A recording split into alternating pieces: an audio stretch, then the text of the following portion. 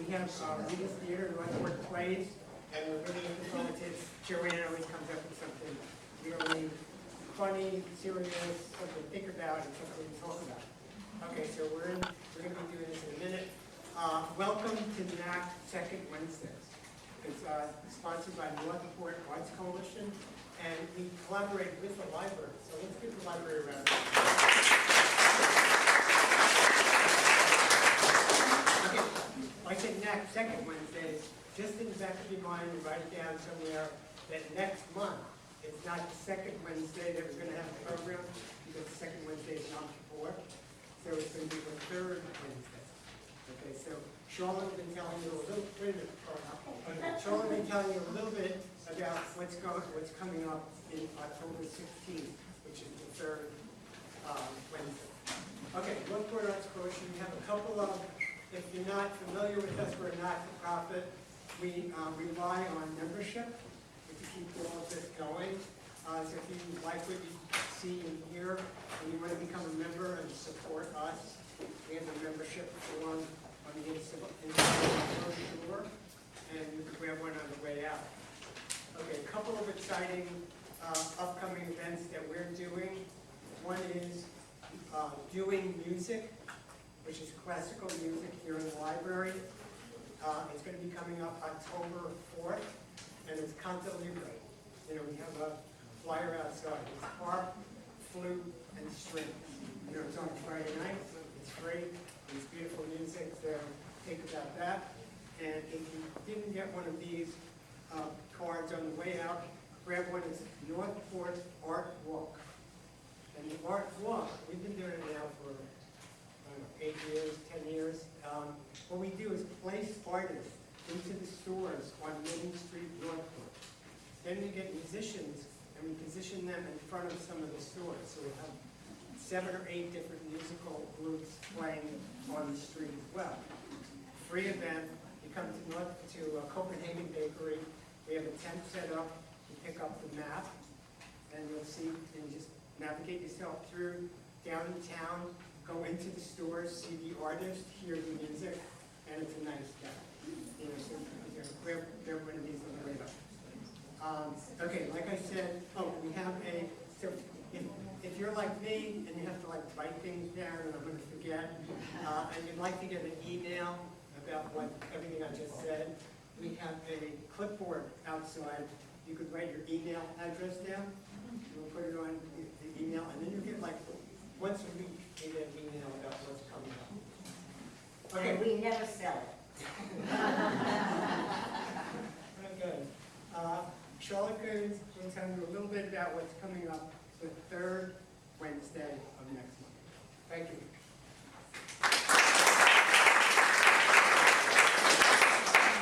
The World Beat Groove Project performs original music that blends African, Cuban, Caribbean, and Brazilian folk rock rhythms and melodies with flute, saxophone, and keyboards, creating a contemporary fusion of styles driven by conga, timbales, djembe, and other various ethnic percussions. This dream team ensemble consists of members from bands such as Milagro Santana Tribute, Latinology, Dead Ahead, and Soul, S-O-U-L. Soul Purpose with Anthony Richards on keyboards, Richie Guerrero on congas and dundun drums and percussion, and Mark Rouser on saxophone, flute, djembe, percussion, and Jody Pauley on timbales and percussion. So that's the World Beat Groove Project, the third Wednesday coming up. Okay. Thank you and enjoy.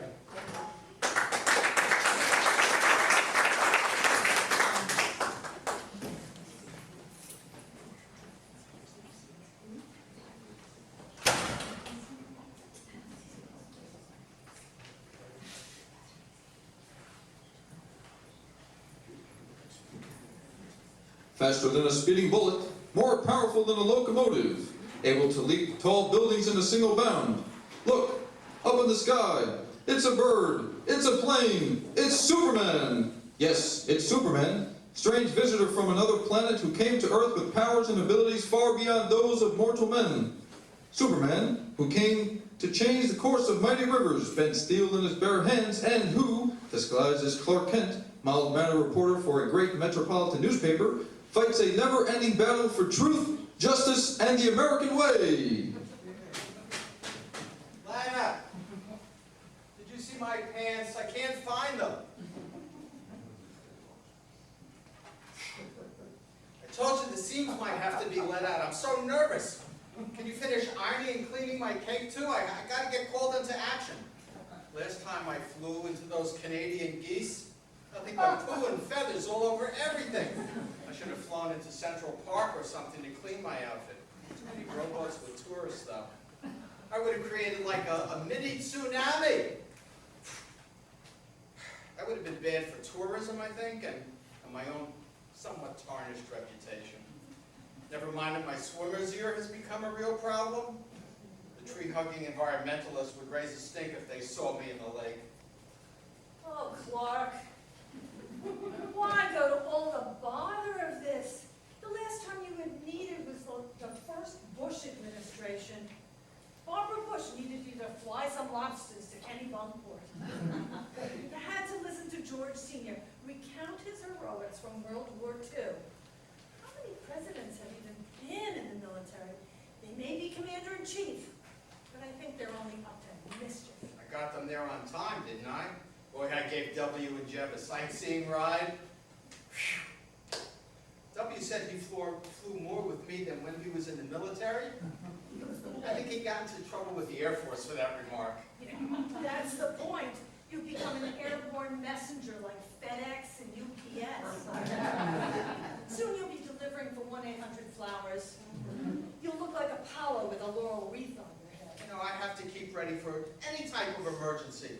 The Joker, the Riddler, the Penguin, they could strike at any time. This is why I need my Superman outfit ready at a moment's notice. I need same-day dry cleaning, you know, just in case of emergency. You're a little confused, Clark. Those are Batman's problems in Gotham City. When they need him, they have a giant bat up in the clouds. And then he knows that crime is near. What do they have for you here in New York City? That cheapskate mayor would probably take out an ad in the Village Voice. That's at a publication. I was a good reporter, wasn't I? Clark, you were covering the dog show, the car show, and who was on Dr. Phil. Have you had any luck with the job search since the Daily Planet? I tried the Daily News. They thought I was too conservative. I tried the New York Post. They thought I was too liberal. They both think that my red and blue outfit has something to do with states' voting habits. I don't know. I tried News 12. They thought I wasn't local enough. I tried News 1, but they're only hiring young women. No old-timers like me. Well, what about Lois Lane and Jimmy Olsen? I've spoken to Lois. She's at CNBC Daytime. She may be moving on to CNN. You know, I think she has a crush on Chris Cuomo. Just saying. Only a hot, steamy love affair can help their ratings. Her show doesn't really have a big following. She's up against Ellen, Judge Judy, and she's becoming more and more liberal every day. She told me the sound of Superman flying exceeds the decibel level for noise. Have they listened to the sound of garbage trucks and ambulances all night? I mean, what's up with that? I'm a hazard to local aviation? I need a special permit to fly in New York City? Heaven forbid I fly by the Trump Tower. All the better. Your flying only aggravated your inner ear problems. Your flying reminds me of the MTA. They can't get on the right track, and you fly on a whack. I've also spoken to Jimmy Olsen. He's over at Fox News. His assignment was to cover what the Donald says next. I think he's dating Don Jr.'s ex-wife. He has 2 ex-wives himself, did you know? He's become so conservative, he thinks I'm spreading fake news to keep the media focused on me in the headlines. The last thing he wrote about me was, man in a red cape needs to escape in a place over there and out of our hair. Well, friends come and go. You need to focus on what you can do, not what's on your watch. I'm thinking of starting my own blog called Superman Speaks. Does that sound like a good idea? Well, you do sports updates and weather reports and stock analysis. I think it's a beginning. Aren't you doing a flying exhibition over at the car dealership this weekend? You're gonna give away Superman beanies with the propeller on top. Okay, look, don't make fun of that because you get free air rides by me if you lease a new car. And people love to see what the ground looks like from up high. People love to throw up when they're up that high. Air sickness. If they want to see the panoramic beauty, they can use a drone. It's called See the Sights Without the Frights. But Lana, you're gonna give me a used car for a month. Oh, Clark, you never needed a driver's license. We use taxis and Uber and Lyft to go places. Lana, my pants are stained from rice and beans. Looks like Mexican food from that taco truck around the corner. No wonder you've gained weight. I don't think there's a husky superhero outfit available at this late hour. I've let the seams out as far as they can go. Yeah, but can you get the stains out of my pants? I'm not cleaning anything unless you start being more careful. You're not 21 anymore. Your powers are diminishing. The man of steel is showing rust, and by the look of it, rust stains. Okay, I admit I'm not what I used to be, but once my outfit is on and everything's adjusted, I think I still got it. Got what? I'll tell you what you got. Rheumatism, sciatica, and a hernia that needs to be fixed. That long underwear still says, "Let's go Mets 1986. I see Mr. Mets' picture through your flying outfit. Does anyone know you blew the baseball through Bill Buckner's legs on Mookie Wilson's ground ball? That's past history. Let's see what I look like with everything on.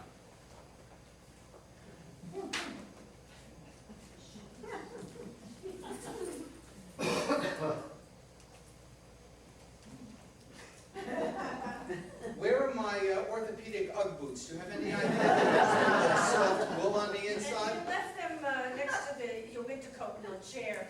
Don't forget to put on the insulated gloves and your Lake Placid winter hat. I am ready for action. Hey, take the stairs, not out the window. You'll scare the pigeons.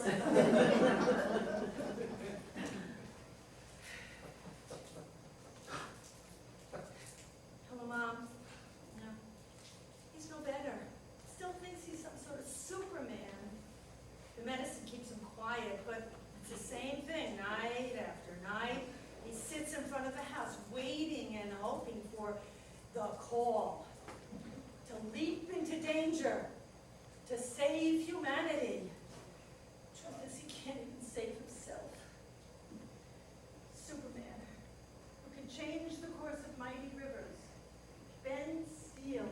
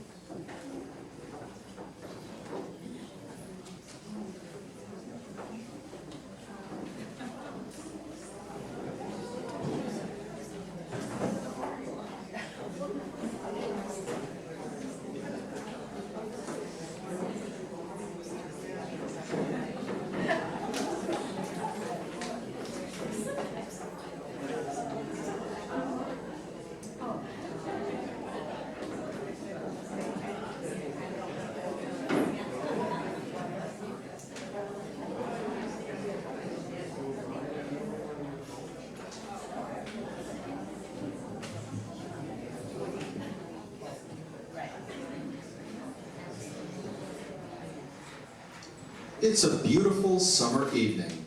Harry is heading home after finishing up his shift of driving his cab when a woman wearing a black dress and high heels flags him down and enters the cab. Where to, miss? I would like to go to the beach, please.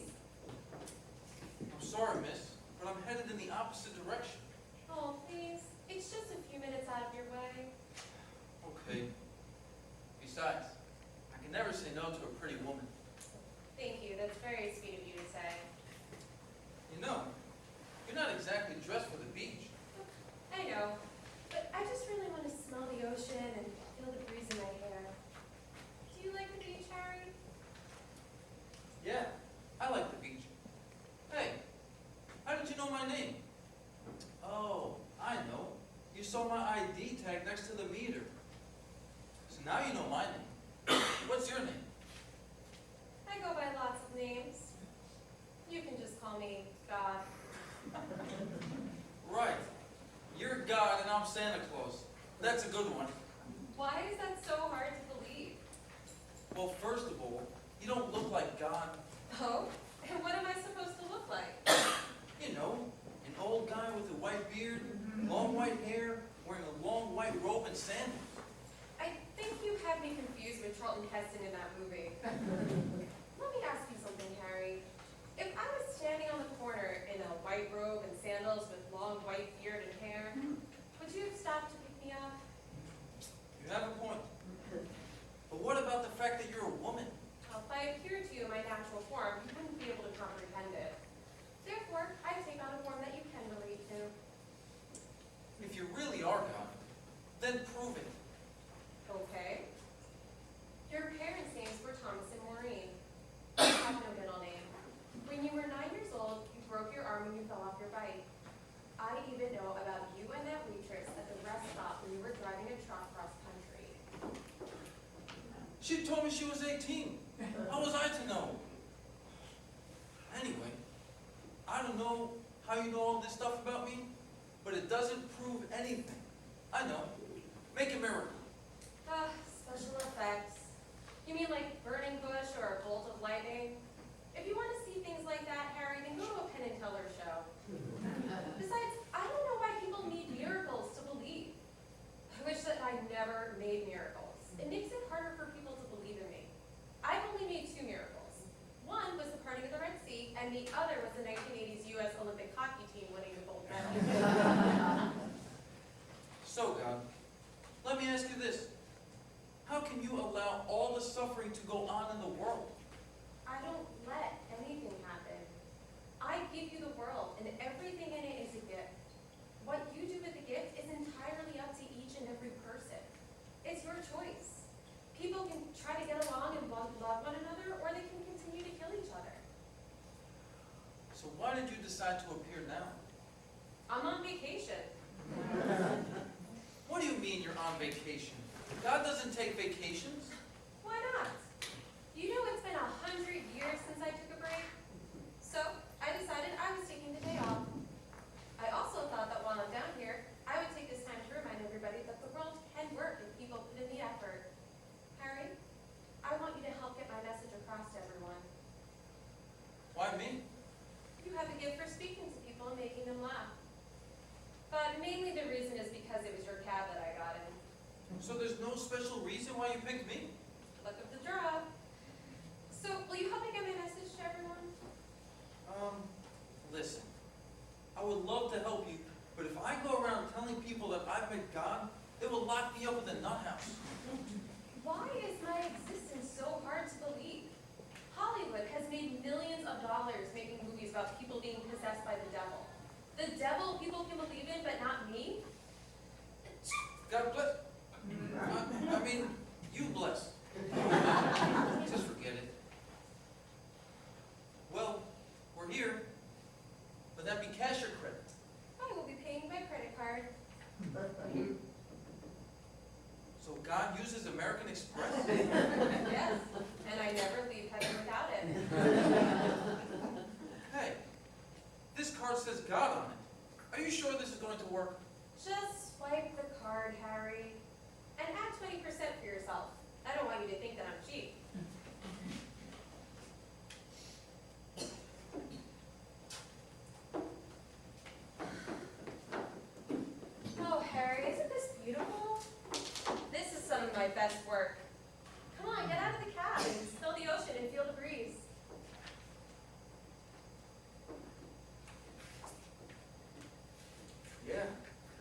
to admit, it is pretty awesome. Now, I don't mean to break up this kumbaya moment, but like I said earlier, I was on my way home, so if you don't mind, can we get back in the cab so I can drop you off somewhere? You know, it's such a beautiful night. I think that I'll walk home. You can't walk back from here. Besides, the only road that leads back to town is not well lit. And dressed like that, you'll be asking for trouble. Okay, Harry. I know a shortcut. You're telling me you're going to just walk across the ocean like that? Harry, don't be silly. These are $1,500 Pradas that I'm wearing. All right, miss, enough is enough. You had your fun, but I didn't drive you here to watch you drown. Now come on and get back in the cab. Whew, that water is cold. Those heels were killing my feet, but they look good. Hey, Harry. Is this special effect enough for you? Oh my God. Harry, that's what I've been trying to tell you. Now go, spread my word. This is gonna ruin my pedicure.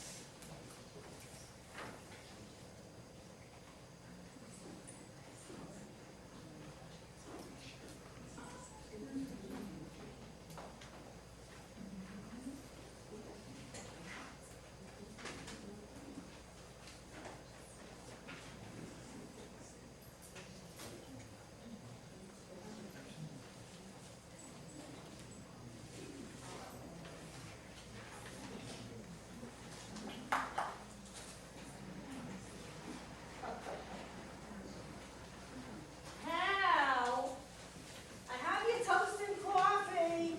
Come in here, I have something to talk to you about. I'll be right there, I'm getting the newspaper. Did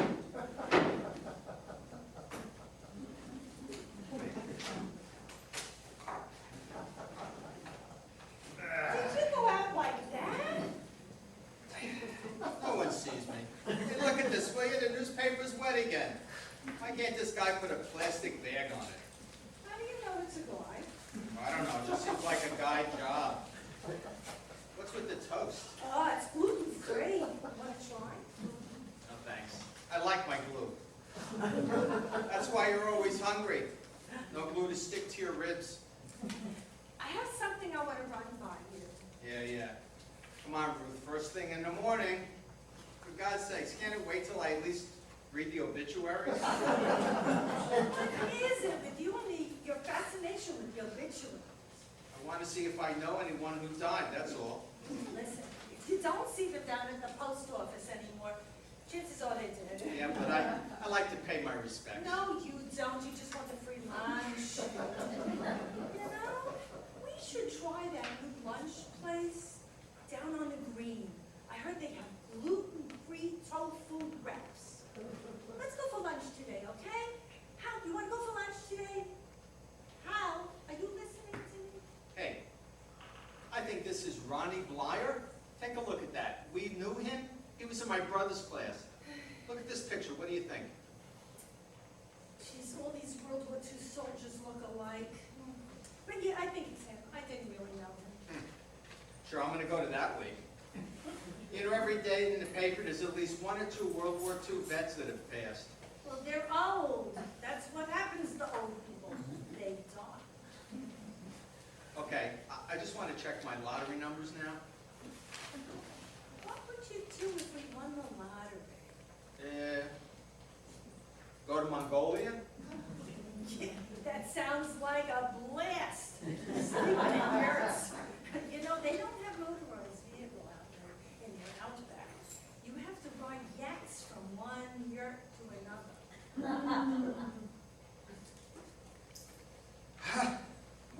do? I don't know. Maybe a pied de terre in Paris. You know, like an artist loft and a tea room. Oh yeah, oh Mimi, you are my little bohemian. Do you read the birthdays too?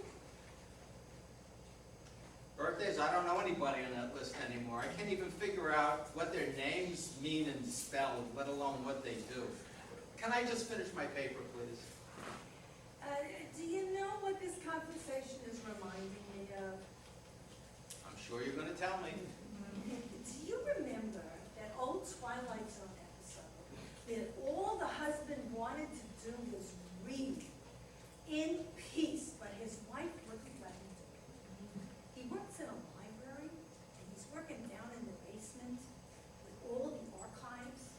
When there's a rumble, he comes up from the basement and he goes outside, and there's an atom bomb or something, and he's the last man on Earth. So he's so excited, he rushes it, and he brings out stacks of books and piles them up for all the years and all the reading he's gonna do his whole life. And then he's so exhausted that he sits down, takes off his glasses and puts them down.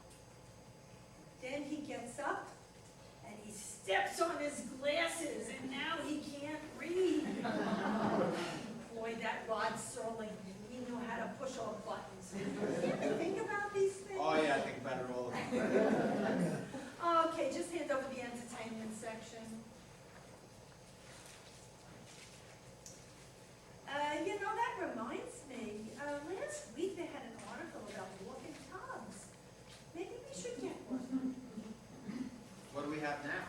A regular tub. And the difference is, Well, you just walk into the walk-in tub. well, how do we get into our tub? You have to climb. And how do you walk into a new tub?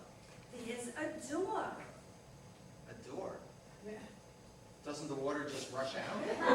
Now, really, you get in first, you shut the door, and then you run the water. How deep is this thing? Up to here, it's a soaking tub. Okay, well then how do you get out? You open the door the same way you got in. And the water goes where? Oh, I should have seen this coming.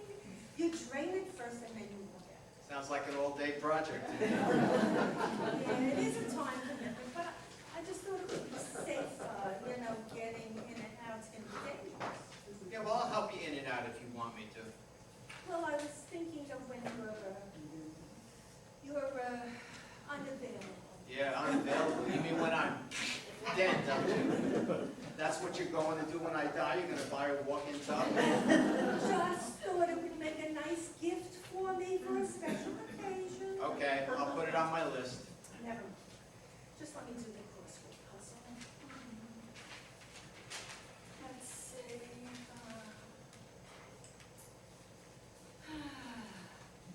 A 7-letter word for 3 score plus 10.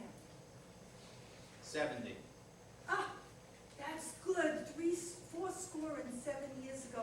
I should have known that one. Okay, 17 across. Honor an occasion.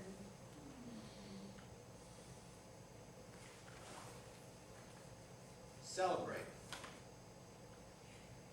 Good. That's a good one. Okay. Happy blank. Trails. No, that's too short. Happy Rockefeller. Too long. Is she still alive, Happy Rockefeller? No, I think she died years ago. Ah, that's right. You would know. And she wasn't happy when Nelson died in bed with his cuties. Birthday, it's birthday. Happy birthday. Ah, speaking of birthdays, I have one coming up. Huh? You have what? A big one coming up. What's that? My 70th? You didn't forget, did you? Oh, how could I? So, I'm thinking I might want to do something special for it. Whatever you you want, bring it on. I'm thinking, tattoo.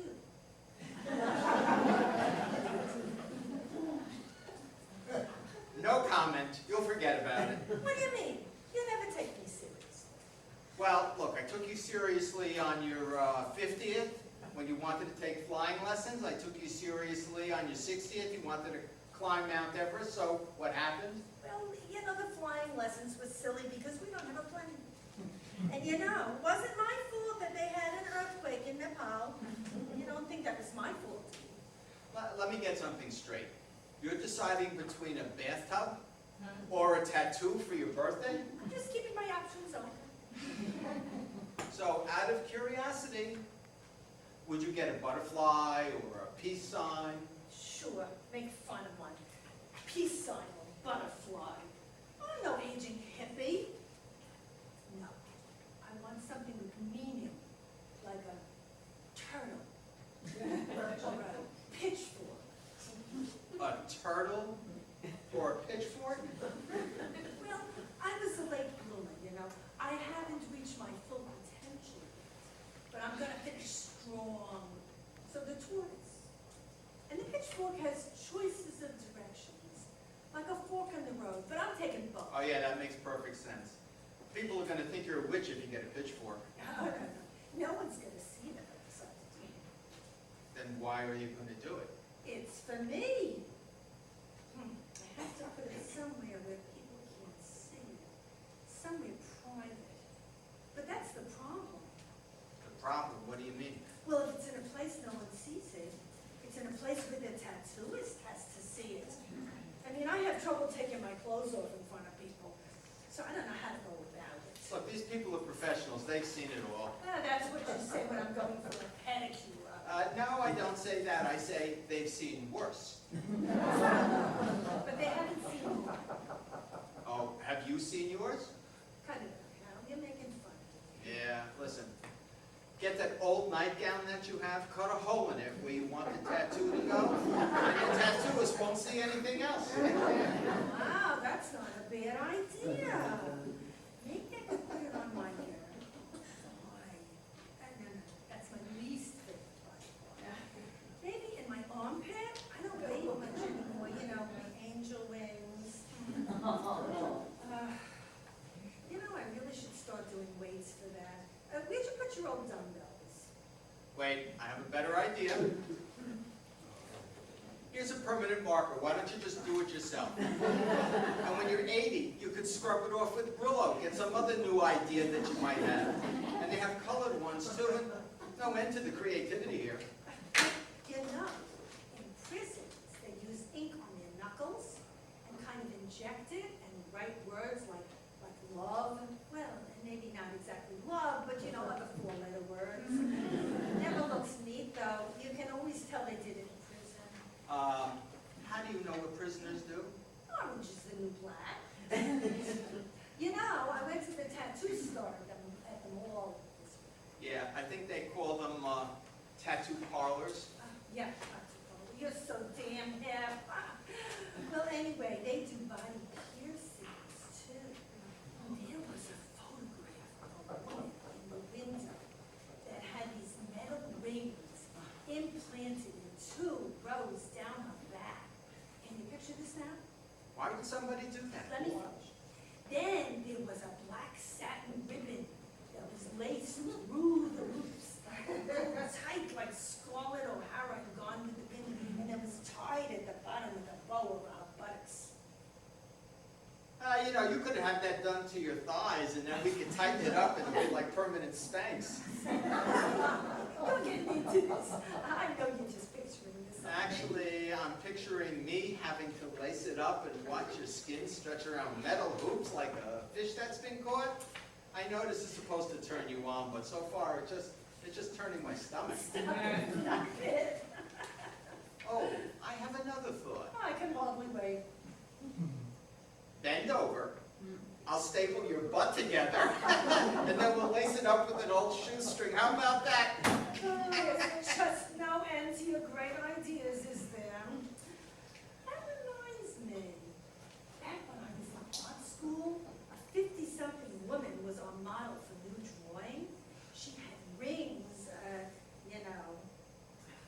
It was unheard of then, so we couldn't figure it out. I think about her a lot and wonder how much that must have hurt. Why would someone want to mutilate their bodies like that? So this is coming from a woman who wants to put a zipper on her back? Not a zipper. Anyway, I only admire the rings. I don't want them. Why can't we just go to the Red Lion Inn, you know, for your birthday? I love it there. You love it there, and so do all the other white-haired people. Well, what the hell are we? You know, we're different. Yeah, you're different, but I'm just an old white-haired guy. I like to be with my kind of people. No, I don't want to be one too. I want to embrace my inner youth, my inner creativity, my inner uniqueness. You're trying too hard. Just be you. This is me. Who the hell do you think I am? Do you want me to be Donna Reed or Betty Crocker when I'm Diane Keaton, Gloria Steinem? You shouldn't use those names as examples. That dates you. You should use, let's say, the wife on Breaking Bad. She's more current. Oh, the wife on Breaking Bad that helped her husband cook crystal meth and launder money. You want her to be my role model? And she has a tattoo and they have to cover it up and she's putting cream on her legs to bed like she did in every episode. It was so drama school. So acting class 101. Read the paper, drink fake coffee from an empty cup, fold laundry, look busy. Hey, so why don't you take up acting? Acting? Do you think I could? Well, I mean, I've seen some occasions where there was some pretty amazing acting on your part, if you know what I mean. Well, you know, I did a little acting in high school. I was one of the witches in Macbeth. It was a small role, but everyone said I was pretty good. But you know, those older actresses always say there's no good roles for mature women anymore. I'm over the hill. What do you mean over the hill? We all see them on television. Mature women with psoriasis, mature women with constipation, mature women with leakage problems. That's not the kind of acting I mean. They're talking about theatrical roles. I'll bet those women get paid a ton to say that they leak. I'm not going to say I leave no matter how much they pay me. Acting, huh? I think it's best not to have tattoos if you're going to be a serious actor. Unless you're Tom Hardy or Angelina Jolie. Even she had to have Billy Bob removed from her whatever. Yeah, tattoos would limit my roles. Especially like a BBC killer.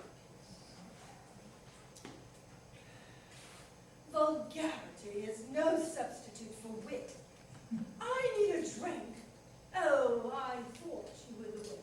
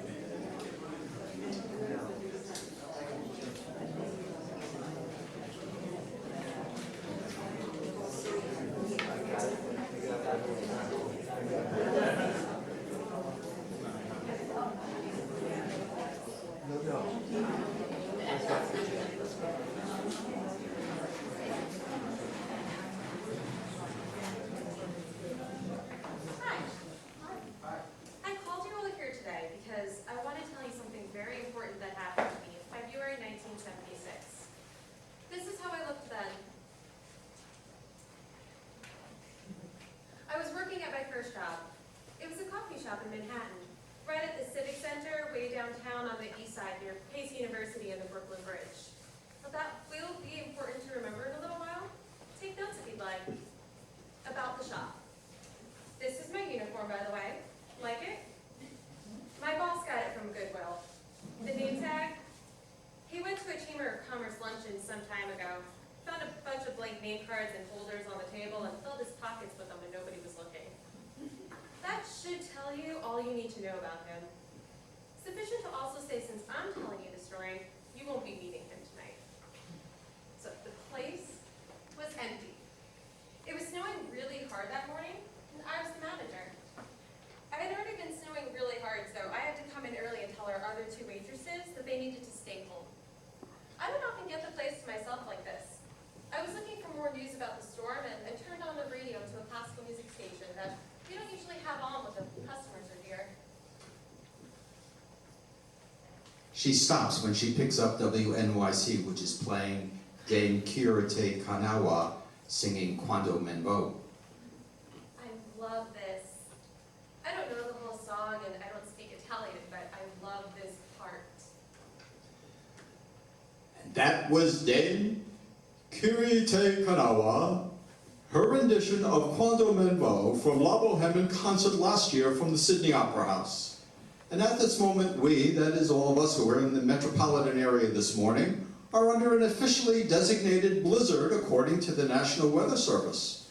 There are currently 6 inches of snow on the ground, and the 35-mile-per-hour winds are raising drifts reported as high as 3 to 5 feet in some areas. The winds will die down about noontime, but as many as 8 more inches are expected before the storm finally ends at about 6 o'clock tonight. Metro North and the Long Island Railroad are running behind schedule, as are the surface buses, but the subways carry on courageously.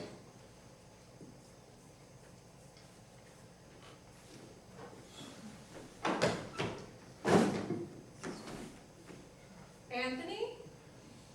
Regina? Hi. What do you want? Cup of coffee? There's nothing to eat. The delivery truck stopped running. I just need some coffee.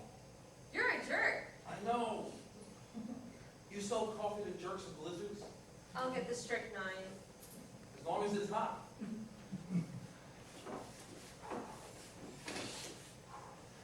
So, it's 1976, the bicentennial year, where they'll have big sailing ships, and you'll be able to see them from here. You're right by the Brooklyn Bridge. It's like crossing Northport out there. The wind whips right off these buildings. It's like a cyclone. I was going to close up. All I need is coffee. We were working a job at Lafayette Street. I let my crew go early. They went up to Canal Street. I don't care. I don't care about the ships. I don't care about the bicentennials. I wouldn't have cared if you froze out there. I haven't cared about you in 3 years. Finish your coffee and then go. I didn't know you were here. This is the only place that's open. Are you the only waitress? I'm the manager, thanks for asking. We have other 2 girls, but with the storm I called them earlier and told them to stay home. Great place. It is what it is. Don't like it? Don't stay. The owner couldn't find a tenant for the rent he wanted, so he opened this place. He's talking about retiring, Florida, and he'll sell the whole building. But enough about me. I heard your father kicked you out. Yeah. News travels fast. How long have you been working here? When did you dump me at the church? 3 years ago. And it wasn't at the church. So it works out to being 2 years and 3 months since I started here. My father's in the restaurant supply business. The owner was one of his customers. I started as a waitress. Now I'm the manager. I tally up the receipts, I lock the doors, and I see the place gets cleaned all day long. And I didn't need you once. Got that? Got it.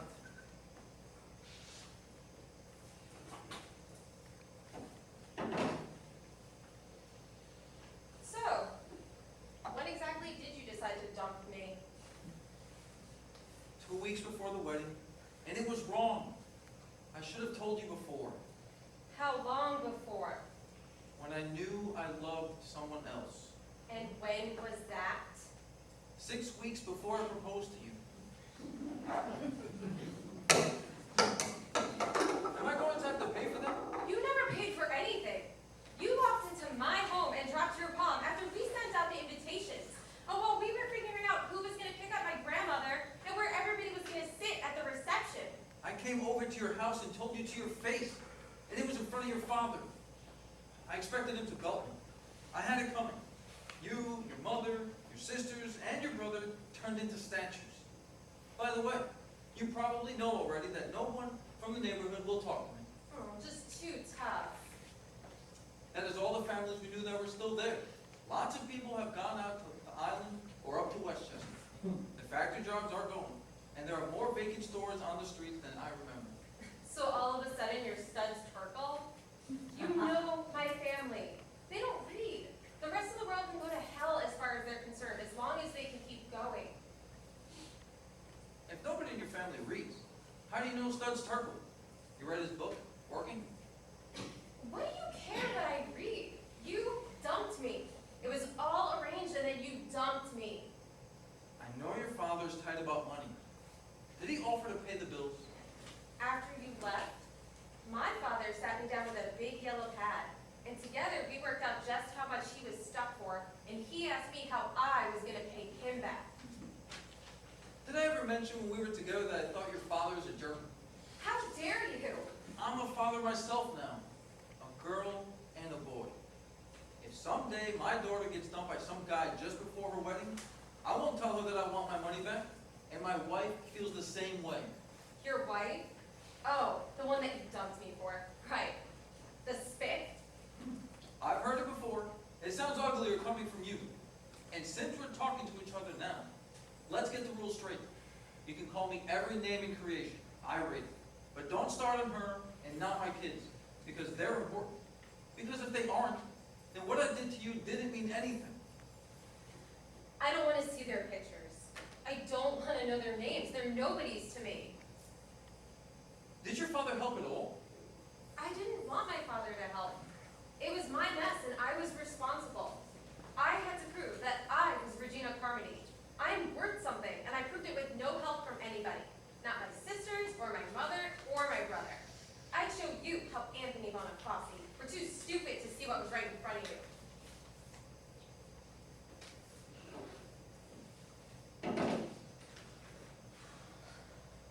So, what happened? I've got to live with it. I want to know. I met her on a job. I just started working with my cousin Dino, the contractor. We were in this dentist's office putting in a new spit sink. She was the doctor's assistant. The doctor had a patient in the chair, so we had to wait. She and I started to talk. She reminded me of you. It was like it used to be with us. I didn't break up with you because I just started hating you. She's like you. She really talks to people and really listens when people talk to her. So you were bored with me? We started talking. It was like the best times I ever had with you, when we could talk to each other and each of us knew what the other one meant. Most of the time I'm trying to tell people what I think, and it's like I started speaking Chinese.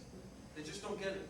So I start repeating whatever they say, and most of the time they don't even notice. They just want you to agree with them. Well, maybe I'm one of those other people. It was like that movie we saw where this town was invaded by people from outer space. It looked like everyone in the town, only they were dead inside. And only 2 people knew what was happening. And they raced around trying to warn everyone. The girl's name was Dana Winter, and you had a crush on her. She reminded me of you. What? You thought that I was built in British? No. I thought you were you. If you don't start making sense, you'll wear this coffee home. How did I go from being the woman that you love to being the queen of the replicants? You've been doing some reading?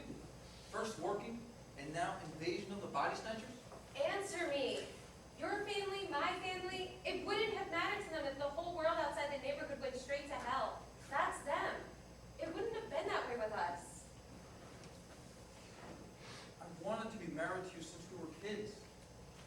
closer we got to the wedding, I could see that we would have turned into our parents. What? Like our folks. My mother and father, your mother and father, they acted like existence was something they didn't want but were stuck with. Like it's a big imposition when they think it's safer not to want anything and do what everyone else does. That there's nothing to be done about it. Just get used to it. You're crazy. Did you ever hear your mother and father laugh together? Mine didn't. And it wasn't only days when they were dealing with mortgages and bills and raising kids. And who do you think you are? I'm me, Anthony Bonifasi. No big star. Thanks for the reminder. But you and I were going to be together after they all moved away. And we see them only once or twice a year. What were we going to do then? When we had a routine and nothing else? So what about this one that you married? Did she tell you when she's ticked off? Does she carry a knife like Carmen? Where did you hear about Carmen? This place closes at noon on Saturday. I'm on my own a lot now. I started listening to the opera on Saturday afternoon. You listen to the opera with any of your old girlfriends? No. We don't see so much of each other anymore. I was the one who lost her fiance to another woman. Someone from the outside. I was damaged goods, or too naive to be believed. My mother told me and my sisters, give a guy enough to know he's horny and then hook it. It would work for all of them, my friends, my sisters, and their friends. She thought that you and I had been sneaking around since we were 15 and doing it like rabbits behind their back, and you left because you were bored with me. Can't win for losing. By the way, did I ever mention I was never really thrilled with your mother either? And your sisters and your friends? Never really liked you so much. You are crazy. Tell me you weren't desperate to get out of your mother's house. Like everything was going to be great once you were out. Nothing stays fixed, Regina. You're either going one way or the other. My father, he had that shop in the Navy Yard for 12 years. And for 12 years, he kept a string of women going. Tuesdays and Thursdays without fail. Mostly Hispanic. Some black women if you wanted variety. Didn't want them next door, but... And your brothers didn't know? Of course they knew. And I finally found out that summer I worked with me. One woman, she showed up after closing time and they argued. My father belted her with his fist, screamed at her. I got between them. My brother Nunzio heard, and he came in fast. The woman was married. She had a baby girl. I don't know if the baby was his. And your brothers covered for him? They were rooting for him. That's exactly what they wanted. Plenty of money coming in, so get whatever you can outside. You keep the wife for the neighbors and the kids to keep the house going. Figured he was entitled to whatever he could get for being such a great father. He's the boss. Who's going to tell him he can't?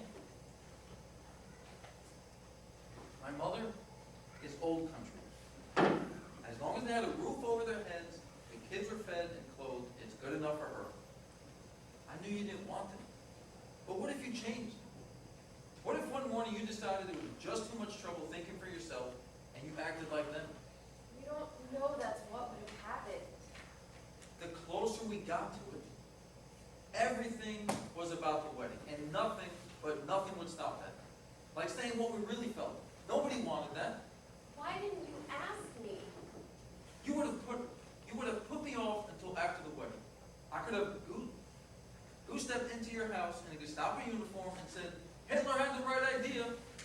And you would have said, Tony, you're so funny. I was never that stupid. I was the last of 4 girls. My folks wanted to retire, get out of the house that they had lived in for 40 years and enjoy themselves. In Florida. Everything would be all right then. So you had to make them happy by getting yourself off their hands? No, it wasn't like that. Let's change the subject for a minute. Still have a balance of what you owe your father? What do you care? I want you to see something. Save it for somebody who cares. What my wife and I have is precious. It costs a lot. And you paid for part of it. So my wife and I decided we should pay you back. Still not allowed to use her name? I got a price list from the catering house you used for the wedding. wife doesn't think you're helpless or a charity case, but since you don't want to meet her, you'll have to take my word for it. This is what's in the account. If you want, I can send you a cashier's check to your house. I still know the address.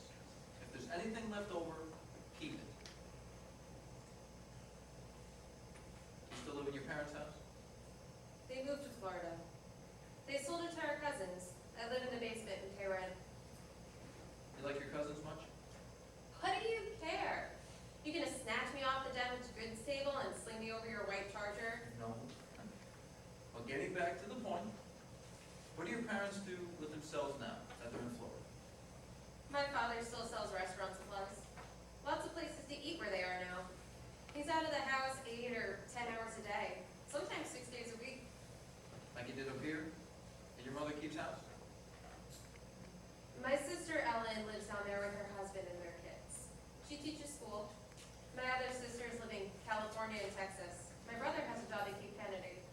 So, they all got exactly what they wanted. Good for them. You see them? Christmas and Easter, if I could get the time off. They don't insist much. So, what about you? We live in Park Slope now. Kind of on the edge. Black and Puerto Rican families. A boy and girl in St. Pius. I'm partners with my cousin now. Our brothers run the business. Your father retired? He died 2 months ago. Just collapsed. I heard about it in the obituaries. Did you go to the funeral? Your mother didn't ask you to come? It's the way he wanted it. He could have been his 4th grandson and his 1st granddaughter. I respect your father's wishes, she told me when I called. Respect. Yeah, real big on respect, my father. Your wife. Did you choose her because of what your father did? Was it penance for him? How does anybody know something starts? I wasn't thinking about him when I was talking to her. I felt a line. When I talked to my father, I felt dead. There were some whispers about him in the neighborhood. I heard them. I didn't want to know. I didn't really care. I thought after we were married, we'd have our own little perfect world and nobody could touch us. Is it perfect with her? Perfect? Heck no. She's got me every day. I'm not easy to live with. There are a lot around who are worse. You know, you don't have to stay here. I mean this place. Doesn't look like they'll keep it open much longer. There are lots of places a good waitress can work. Not only the work. You're not trying to rescue me from the damaged goods table. You're good.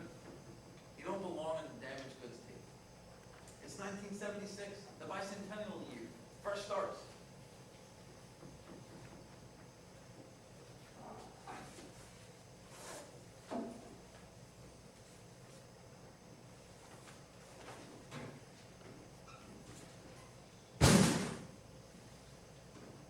I thought about it. And a lot since then. He didn't owe me. He didn't break us up. I did. He needed me and I let him down. It won't change what happened, but it changed me. I will never, ever sell myself out for security that secures nothing. If I ever do, then none of this meant anything. Tony? Tony, you were right.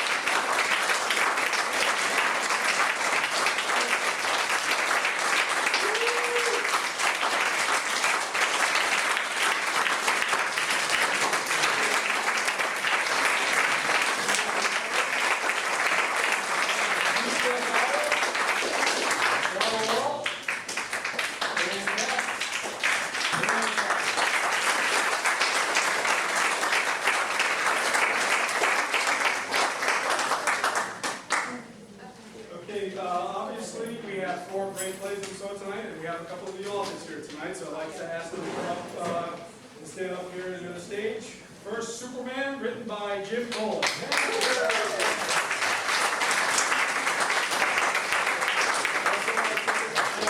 Stephen John Bosch to come up for 3 years later.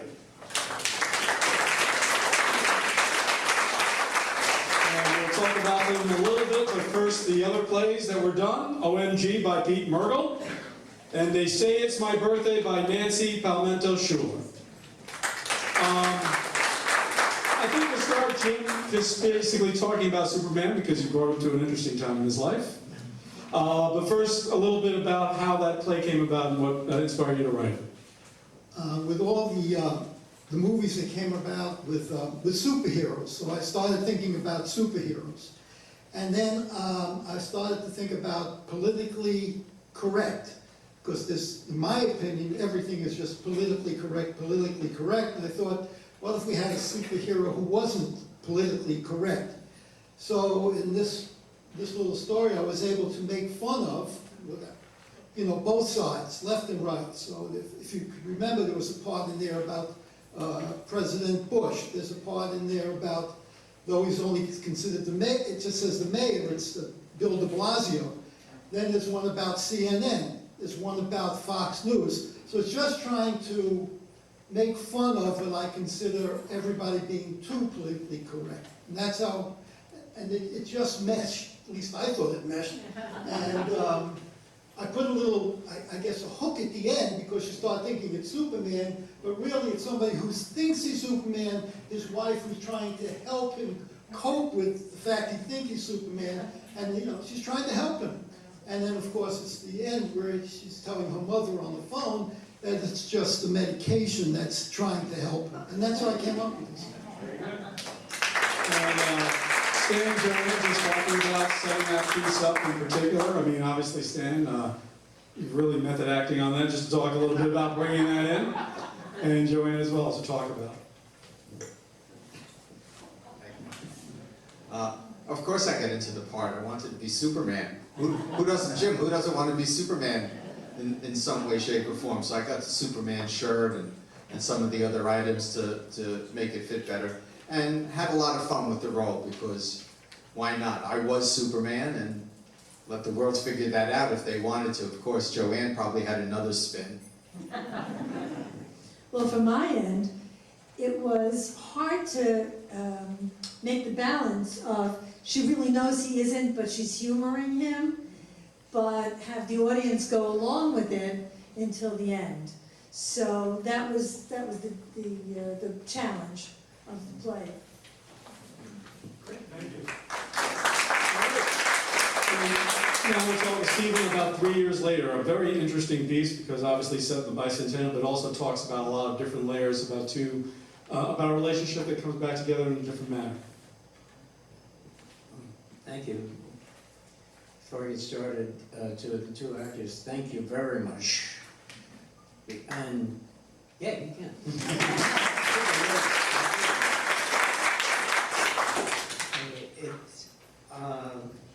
How it came about, I'm still trying to decide, except that these it started with an assignment to write a one-act play, which has gone through about 12 drafts. And it took me that long to get it this right.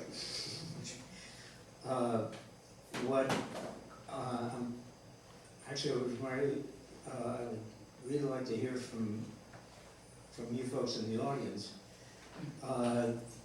Did you believe what was happening between these two characters? I think so. Okay. Well, what I was thinking was that I guess the theme of the play is change. They're at a point in '76 where the nation's marking it, and it's also a time when the two characters, where their families were, that's also changing, and they usually don't like it. The old manufacturing jobs were going, the idea that you could graduate with a high school degree, get a job, or go for the civil service, and that's it, and it'll be the house and kids everybody has kids, everybody has a house, everybody has a family. And that was starting to show signs. And I think if you want to tell that story, you have to tell it from the point of view of the people who have been either told that they don't fit in or are learning that there's no place for them. At least not with this. I did used to work down there, not far from Civic Center, and we did have a blizzard there. I don't know if anybody remembers the radio announcer. He was Steve Post. He was the morning man. He was the only morning disc jockey that you knew of who was being treated for depression. He had a wonderful vocabulary. He would deliver somewhat rambling, and you could get classical music on business morning. Pardon? Anyway, from then on in, it's just in writing and rewriting and rewriting and rewriting, it started to come together. Steve, just to talk about the rewriting, how long did it take you to kind of like develop it through? I know you said the process is still going, but Yeah. were there certain pieces or certain parts of the piece that changed along the way as you're trying to get into that direction? Well, yes, originally, when I had Regina come out, I thought everything should be silent, at least there. And have her go across the floor, and then in turn, the first sound you would hear would be that segment from Dame Carey's song. And then thinking about it, we probably would lose a lot of people would be confused trying to figure out what's going on, and I want them to get to know these characters right away. So that's when I came up with the idea of her. Matter of fact, in a later draft that I've got, Regina is recalling this evening, that morning, because she has since become, she's taught school, and she's now going to be a principal. So she has excelled. There's more to, there's more to for her than the damaged goods table. And maybe just to talk to Barbara and the piece of developing the characters themselves. Yes. Talking a little bit about how, quite frankly, a lot of the layers of the characters themselves, trying to make sure that each one of their points of view came across. Just talk a little bit about how that developed. Oh God, I'm really bad at this. Yeah, I think for me, it was tough because of I don't want to sound silly, but because of the time period and getting into that mindset of Regina being younger in 1976 and coming from that family with expectations. So I think trying to channel that and then, seeing where she's coming from with that, but then like what you said, that at the end, that she is elevating in the world and that she does end up, becoming a better person and achieving more in her life than what she has to do to be like a waitress to pay off all of those debts and just being a girl who's gonna marry into like quote unquote, I guess, an arranged family that she's been dating for so long. What's expected, yeah. Yeah, that she can exceed that. Yeah. I'm glad you brought up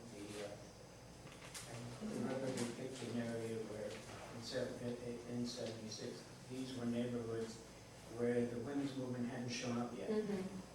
Matter of fact, they probably wouldn't have lynched yet. So they're kind of maybe the beginning of that idea since at least World War II, that a woman could find her own path, and it didn't stop marriage and all the people and thinking exactly like everybody Right. you've grown up with. Yeah. I was going to say, for he's taking the other point of view, though, because now you have to come back, try to, lack of a term, explain everything that happened. Maybe talk about where you came from in the character to kind of like develop that part of it. Yeah, it was very interesting. I was gonna say, for Barbara and I have worked several times already, so this is cool. It made it a lot easier, right, to get like the chemistry going. What I noticed with Anthony Bonaface is that He's a little similar to me, myself. We're very analytical, deep thinker, really just, takes his time to figure things out, because you can tell throughout the dialogue that it was almost as if they were like a married couple, just kind of having a little back and forth, and there was still a little bit of emotion there. But he really thought it through. He's like, hey, things are great, but there's all these other levels that he was considering, like the future, and being very careful. And then, he was just being very thoughtful about, saving the money for her and everything. So it was very interesting. I really enjoyed how it was very grounded in like reality, where it's about relationships, about people, and that people can relate to. Fantastic job all around. Thank you so much. And I guess I wanted to mention a little bit from an acting standpoint, because obviously since the authors aren't here tonight, talking a little bit about OMG and talking about what, quite frankly,